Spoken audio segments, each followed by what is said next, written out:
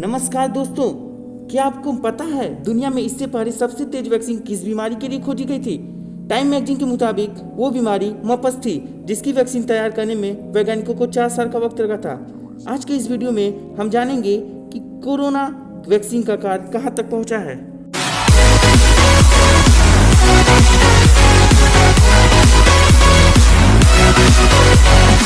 लेकिन कोरोना महामारी जिस तेजी से फैल रही है और जिस रफ्तार से लोगों की जान ले रही है, उसे देखते हुए इसकी वैक्सीन विकसित करने का काम ऐतिहासिक रूप से तेज गति से चल रहा है। इस समय कोरोना महामारी के खिलाफ दुनिया भर में वैक्सीन विकसित की लगभग 23 परियोजनाओं पर काम चल रहा है, लेकिन इसमें कुछ ही ट्रायल के तीसरे और अंतिम चरण में पहुंच पाई है और अभी तक किसी भी वैक्सीन के पूरी तरह से सफल होने का इंतजार ही किया जा रहा है।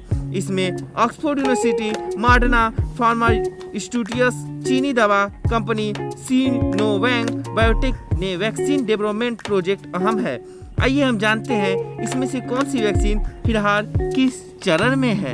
Oxford Covid vaccine. Oxford university के वैक्सीन प्रोजेक्ट CHAdOx1 में स्वीडन की फार्मा कंपनी एस्ट्राजेनिका भी शामिल है।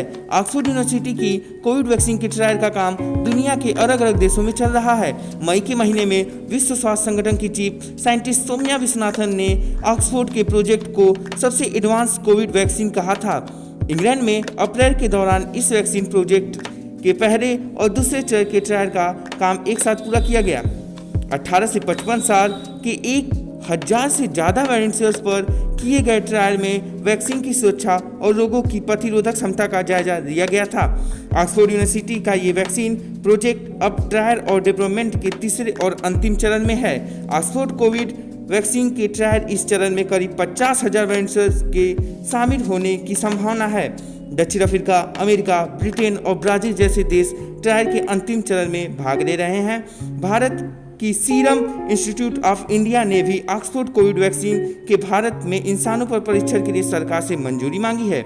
अगर अंतिम चरण के नतीजे भी सकारात्मक रहें तो ऑक्सफोर्ड यूनिवर्सिटी की रिसर्च टीम साल के आखिरी तक ब्रिटेन की नियामक संस्था medicine and health care products regulatory agency MHRA के पास रजिस्ट्रेशन के लिए साल के आखिरी तक आवेदन करेगी।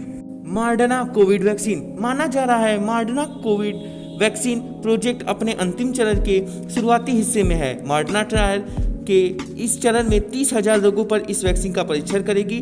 बोस्टन की इस कंपनी ने सोमवार को इसकी जानकारी दी। विशेषज्ञों का कहना है कि इतने बड़े पैमाने पर किसी नए प्रोडक्ट का परीक्षण तभी किया जाता है जब वो नियामक एजेंसियों के पास मंजूरी के लिए दाखिल किए जाने के आखिरी दौर में हो। राष्ट्रपति डोनाल्ड ट्रंप ने भी कोरोना वायरस के लिए इसे अब तक सबसे तेज वैक्सीन प्रोजेक्ट करार दिया है।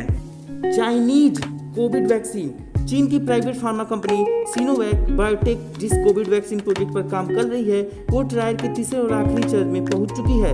सरकारी मंजूरी से पहले किसी वैक्सीन को इंसानों पर परीक्षण में खरा उतरना होता है।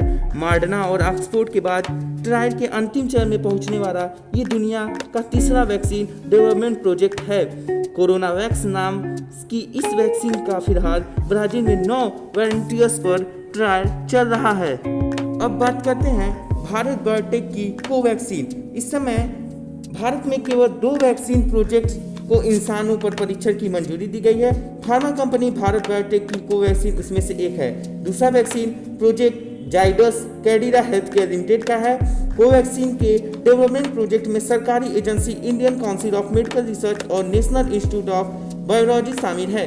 इसमें ह्यूमन ट्रायल के लिए देश भर में 12 संस्थाओं को चुना गया है, जिसमें रोहतक की post graduated institute of medical science, Hyderabad की निजाम इंस्टीट्यूट ऑफ मेडिकल साइंस शामिल है।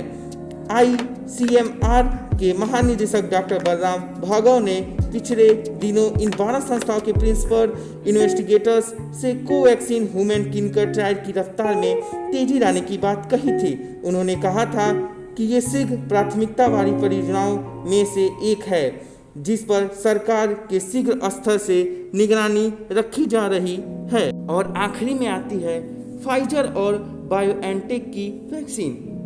अमेरिकी फार्मा कंपनी फाइजर और जर्मन कंपनी बायोएनटेक मिलकर एक कोविड वैक्सीन प्रोजेक्ट BNT162b2 पर काम कर रही है। सोमवार को दोनों कंपनियों ने एक साझा बयान जारी कर बताया कि वैक्सीन प्रोजेक्ट इंसानों पर परीक्षण के आखिरी चरण में पहुंच गई है। अगर ये परीक्षण सफल रहे तो अक्टूबर के आखिरी तक वे सरकारी मंजूरी के लिए आवेदन दे सकेंगे। कंपनी की योजना साल 2020 के आखिरी तक वैक्सीन की 10 करोड़ और साल 2021 के आखिरी तक 1.3 अरब खुराक की आपूर्ति सुनिश्चित करने की है।